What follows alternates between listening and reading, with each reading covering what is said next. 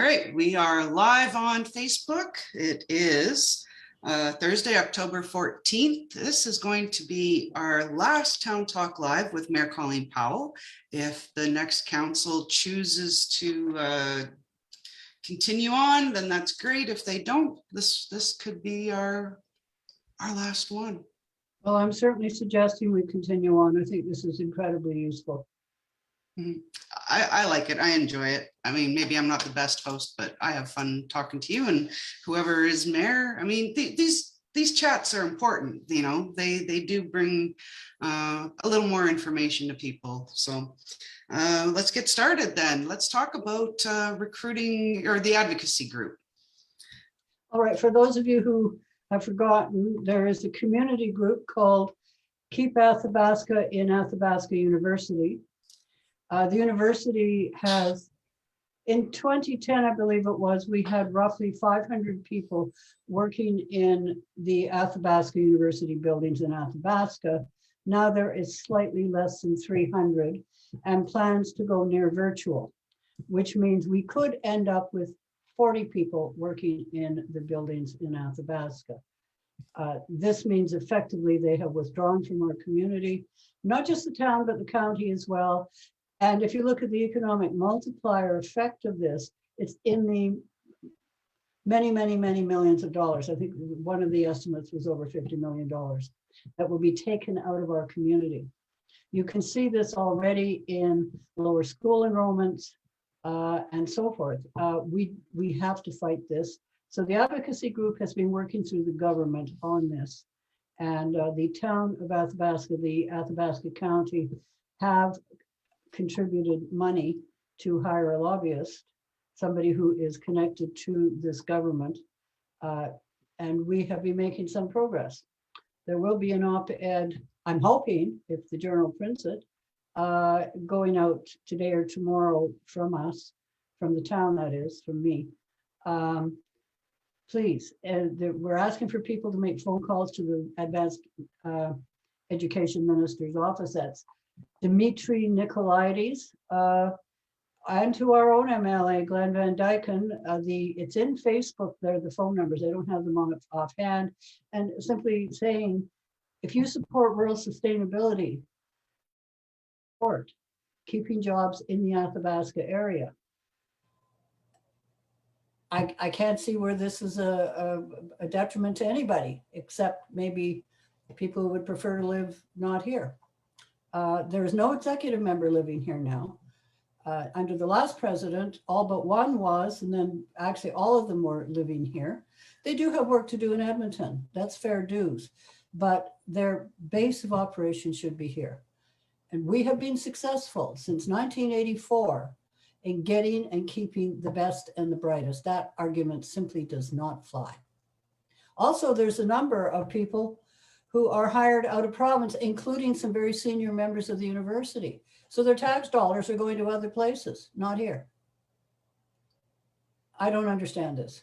So please support this group. Phone your MLA, phone the Advanced Minister's office. It's on Facebook. If you just simply look it up, it's not hard to find. I should have had it, but I don't. Anyway, I could talk about this for hours, but I'm not going to. You have other things to ask me. Okay. One of the things that is noticeably missing from the river now is the barge, which fascinated me. I don't think I could have worked out there on that, but what's happening with the water intake? I believe it's nearly finished. They reiterate this started many years ago. That intake that we had was put in the 50s. And if that thing cratered, no water, you could do what my grandma used to do, is go down to the Bow River in Calgary and get buckets out. So we got full government funding for this from the federal and the provincial governments for $2.7 million, I believe. But of course, being the feds and the province having to work together, it took time. By the time everything was signed off, the cost had gone up to $4.6 million just to replace the pipe. But having watched those guys in the barge and the guys in their diving suits laying concrete underwater and all of that. I'm beginning to get an idea of why this thing costs so much money. But it's done, or nearly very close to being done. I think it probably is done. And looks like we're going to be good for another 50 years. All right. Yeah, Councillor Kevin Haynes at the last council meeting Tuesday said the outside work is done. It's the inside work. A lot of electrical and wiring apparently has to be done. So that little plant where you go get your water, if you do, is our old water treatment plant. And when we built the water commission in the new plant, it was decided to keep the intake there because the cost of going down the hill from where they are now located was simply exponentially too expensive. And it works. yeah. What's happening on Monday is the election. We need to get people out to vote. Yes, I've noticed on Facebook, most of the argument seems to be about the Senate election, equalization, and daylight saving time. People, this is our only chance at having a local election. Discuss your candidates, look at the policies, and please go and vote. You know, frankly, on the Senate election and the equalization, these are simply opinions. They carry no weight whatsoever going forward. The only one that could make a difference is daylight saving time, whether you're for it or against it. But please look at your candidates. There are 9 people running for 3 spots on our council and 2 people running for mayor. I'd like to see more than 35% vote. Yeah, that's the dream. Briefly, there's a couple comments on Facebook. And so Monica Rosborough has thanked you for everything you've done serving the town. We might want to take this opportunity to respond to that. Well, I didn't do this all by myself. We came in after the previous council had municipal affairs come in because of all the deficiencies that were happening on that council and in administration. They actually lost half the inside staff, which was pretty bad at the time. 29 recommendations were given, but it was given so late in the term that our council had to correct all of those things. Now, you have to remember when we came in, I was the only one with more than 1 term experience, and John Traynor was the only other councillor who'd ever been on council. All of these people were brand new. And they stepped up to the plate. We got those recommendations done. I think 60% or 70% by Christmas, and the rest done by June, and we're given a clean bill of health. But this included having to do all our policies and all our bylaws again. There were all kinds of things. I haven't got the list in front of me. One of the ones that stood out, which I thought was kind of odd, was we have to change our seating every 8 months. Sorry, you have to change your what? Where we sit in council. That was one of the recommendations, because I guess there was an issue on the previous council about who got to sit where. That's how bad it was. Okay. At any rate, we got all of that done. And from there, we also came into a council where there is the worst recession we've had in years. And then, surprise, COVID. So we managed to keep it together and get a fair bit of stuff done. None of them huge sparklies. I guess the biggest project we did was the repaving sewer, water, sidewalk and whatnot on 49th Street. And there were several other projects that were big-ish, but no huge sparklies that people can say, yes, I did that. But we provided good government. And again, I didn't do it on my own. If I'd had a different council, it would have been a much more difficult road to hoe. So congratulations to all of them, and thank the public for the support that we've had for the 4 years.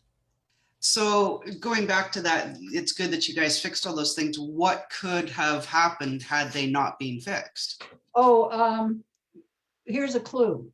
They weren't recommendations. What municipal affairs does do when things go south and it doesn't look like the councils can correct them, you have a is they send somebody in, and they've done that more than once to various councils. about 10 years ago or so, Boyle had a person come in to manage their finances for a year. I think Laclabish way back in the dawn of time had people come in. That's what they do. They come in and they help administration and help council set things right. What people don't fail to realize is we are not a sovereign level of government. We are governed by the Municipal Government Act, and we have to abide by those principles. If you're not sure about that, I suggest you look at Section 92 of the Constitution, which puts us directly under provincial governments. So let's talk about what's happening at the Riverfront stage. There's been some development there. Yes, we are fixing the thing. It took a long time. We had to have a oh Lord, my mind's gone. I've already hung up my spurs, I guess, to see what the slippage was in there and make sure what kind of pilings we had to use, an engineering study, and so on and so forth. And I believe, I haven't got it on the tip of my tongue, this total cost of this will be around 200,000. We have some grant money, but not tons. But the stage should be fixable. We did think of moving it, but we were advised not to. I've lost you. You're muted. No, I'm here. I just have some noise in the background that I was Okay. trying to avoid. So, but speaking of repairing things, the Muskeg Creek Bridge has had some work on it, the middle bridge, I believe it was. Yes, well, we first looked at this. We got cost estimates from the engineers of, I can't remember, but $600,000 or something ridiculous. And we're going, maybe they just walk across it. Then we had a group forum that was protesting what was happening. And we met with them and they formed the Muskeg Creek group. I can't remember their name. And they're just wonderful. They went and discussed this issue with a community down south. Was it Pincher Creek? It might be, who have an extensive number of trails in their system. And they said, no, you don't need to do that. What you need is pedestrian safe bridges, which brought the cost down to between 50 and 70,000 when you add in everything, which is doable. So the engineers or our town crew have done the basic stuff. They have come in, that is the Muskeg Creek group, and they've done all the decking. And now we're waiting, supply chain issues, for the railings to come in. So you have to wait a bit because it's still not sort of safe enough to just clamber over. But we're getting there, and in time we're going to have the bridges all done. And their advice, the group's advice on where to put them, what kind of work needs to be done on the trails and so forth is invaluable. The other thing is that the west side from the creek west is the property of the university. Right. I think that they should be approached on some of this too. Mm-hmm. I know in talking to some of the people that worked on this bridge, there are other bridges that need work as well. So it is an ongoing Well, project. we had 3 bridges. We took one out. The other one is, keep your fingers crossed, it'll last for a bit, but not forever. But that first bridge we had to take out, there was literally no supports. It was being held up by air. And Muskeg Creek, periodically, if the rains are hard, it gets it in its little head to become a very big river. And it swoops down there and takes everything out. You will notice this bridge that we've just done is a lot longer. To avoid. What was this? What did you just do? How did you do that? You crossed your fingers, but you crossed. That's going to go viral. How did you do that? I'm double jointed everywhere. Yeah. That's wow, that was impressive right there. That's worth the price of admission right there. All right. Wood Heights Road needs some work as well. There's a lot of things that need some work. A hard surface was put on last council that has gotten to the point it's not even repairable. It's not cold mix. I don't know the name of the product they put on, but it simply, how does Graham Douglas put it? He's our outside services superintendent. He said, you put the patching in and it just pops out. So he recommended that we turn the road back to gravel right now, and then in the spring, look at options for putting a hard surface on, and that would be either cold mix or hot mix. Hot mix is asphalt. Cold mix is cheaper, but needs repairing more often, but certainly better than whatever this stuff was. The cost of asphalt, I think, came in around 950,000. Cold mix, 200 to 300. But over a 10-year period, the cost comes out to be the same because of the repairs you have to make to cold mix. The problem is, how much money can we afford to borrow, and how much money can we put on the taxpayer's dime? We don't have enough reserves to play with this. So the next council has a serious decision to make. The other problem with Wood Heights Road is that the majority of the traffic is county. It's a quicker way into town than going the other way to highway. That's just me moving my hands around again. It's quicker than going out to 55 and coming into town. So I don't know. Heavy loads are not supposed to be on that road. We're going to have to put more signs up, and we're going to have to do more, well, get our peace officer out there to give warnings and then tickets. Because it's just easier to use it. And I understand people doing that, but this is going to be a major expense for the town either way. Okay, speaking of expense, although this isn't necessarily a town expense, but Frank Ponto asked on Facebook, any word of when cleanup of home hardware burned mess can be started? But I do believe it has started. That's with the insurance company and the owner. And I have no further information on that. You're right. We'd all like to see it gone, but Rome wasn't built in a day, and Athabasca wasn't made pretty in a day. Athabasca is beautiful. The The area is beautiful. Right? Yeah, no, this is when something like this happens, there's all kinds of investigations that have to be gone through. Since it was arson, the police are involved, obviously. The insurance company is involved.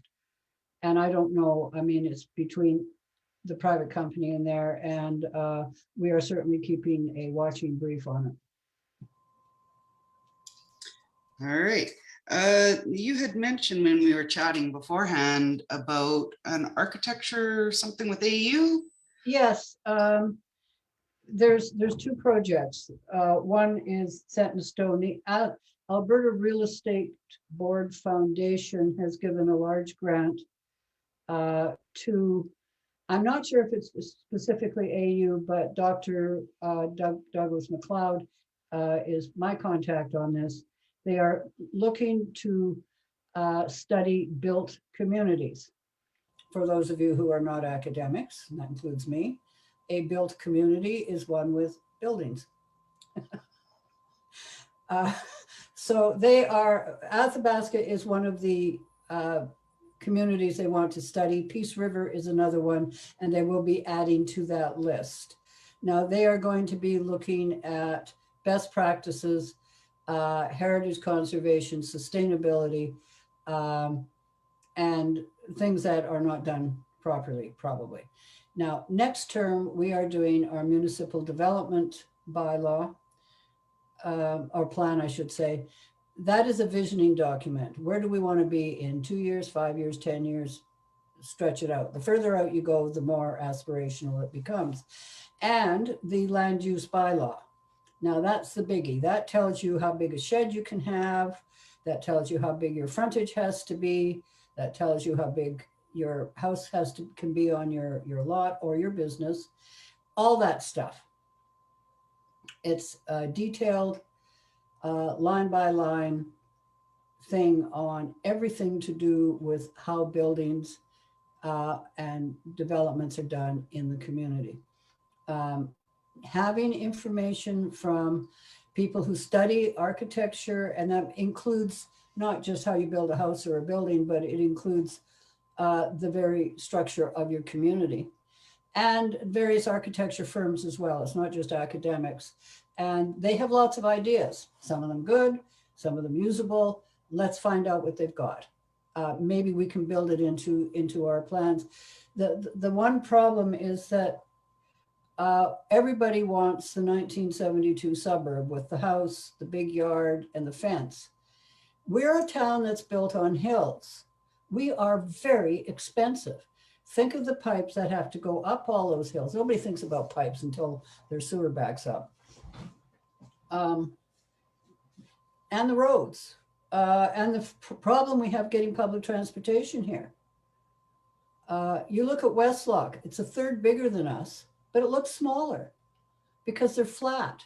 They can build closer together. So we have to find different ways that people like to build new developments when the world changes and we are able to do this again.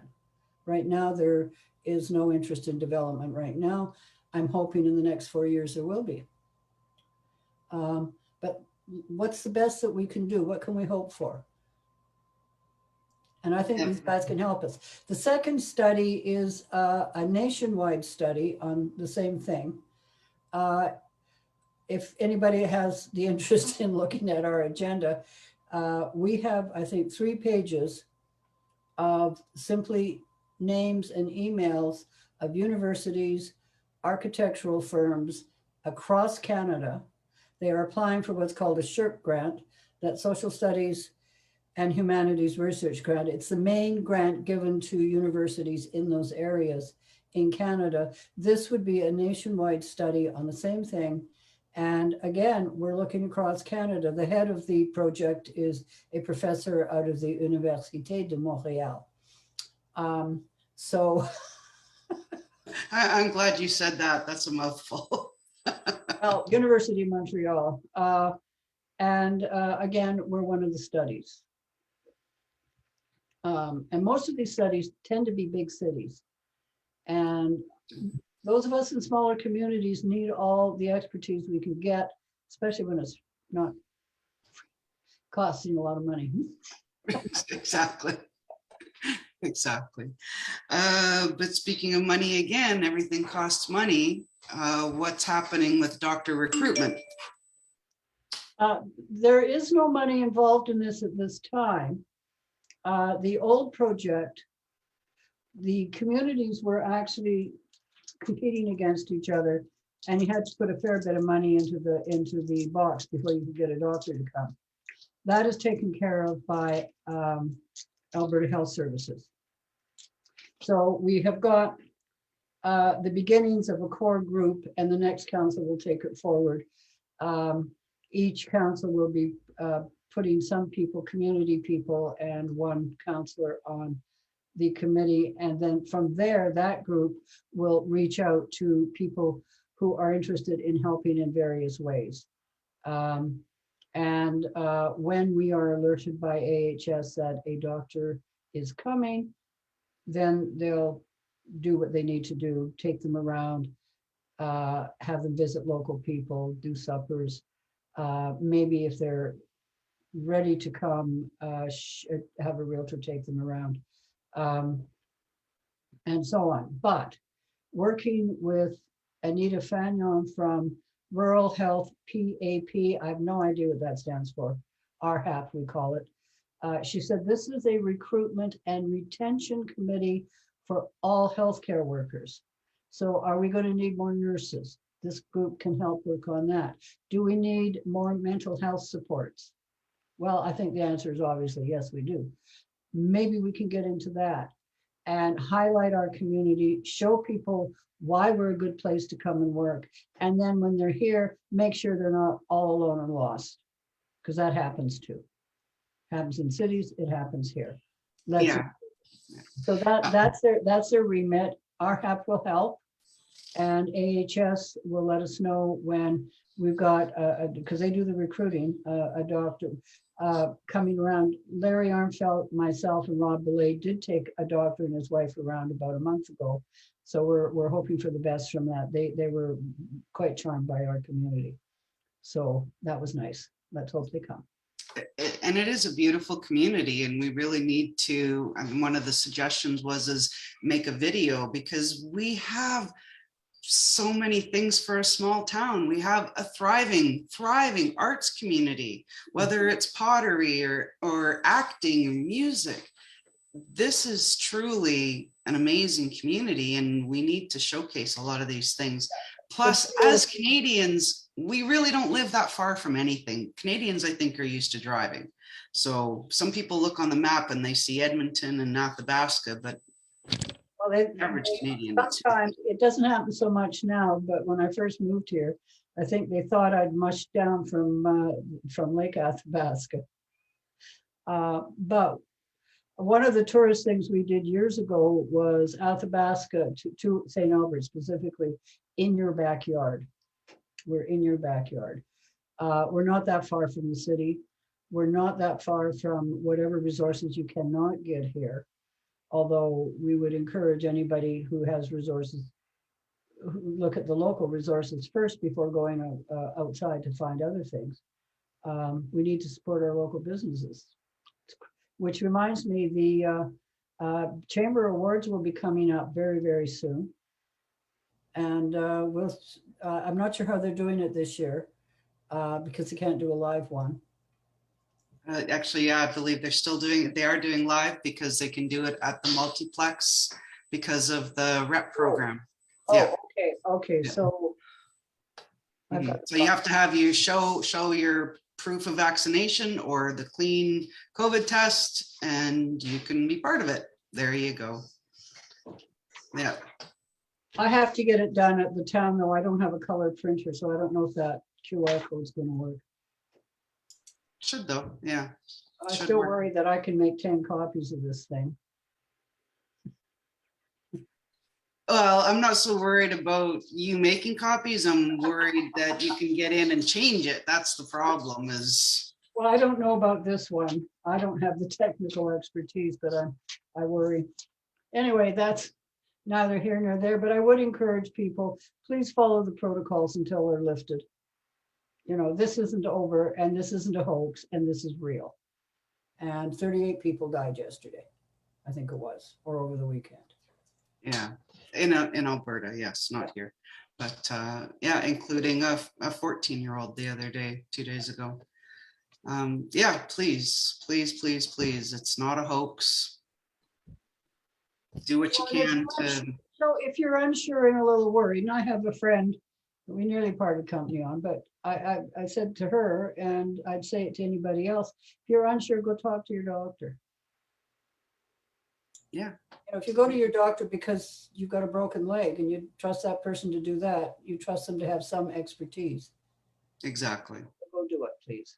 Yeah. And vaccinations are up.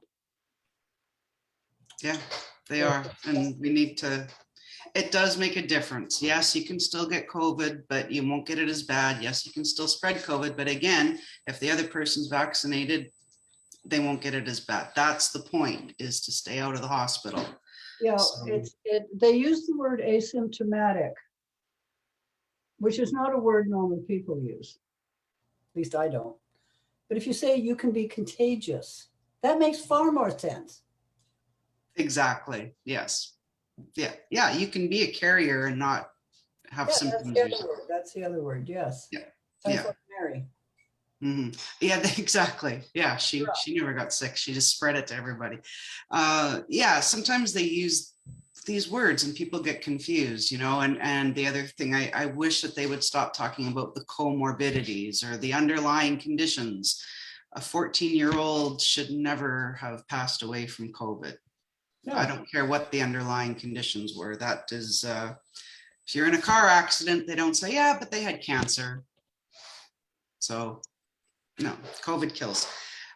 We are at the end here. I want to thank you very much for joining me on this adventure with these. You put up with a lot of technical difficulties. I've learned as we've gone along as well, and I do appreciate your insight and intelligence and your wit and your humor. And I wish you all the best in your retirement. Well, I'm pleased to have done this, and I'm glad that you and the advocate came out to do this.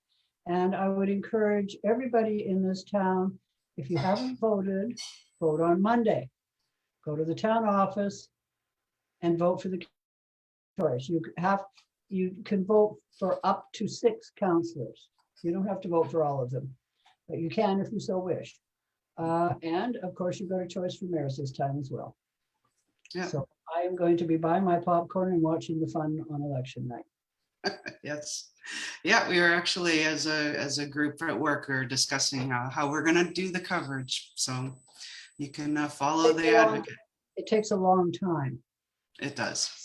Yeah. So we'll see. And again, thank you to the rest of to the staff at the university, the staff at the town and the council. They have done both sides a wonderful job. I'm really pleased to have been on this council. It was one of the best, if not the best one I've sat on, and that's 6. So. Oh, there you go. Okay. Regina Shaw had popped in and on Facebook and agrees about AU and thanked you for your time as mayor as well. So thank you, Gina. All right. Great work calling cops these days. And that's something we didn't talk about, but need to talk about. Yeah, all right. Thank you. Okay. Everybody. Well, thank you. So long, farewell, and so on. Bye-bye. Okay. Bye.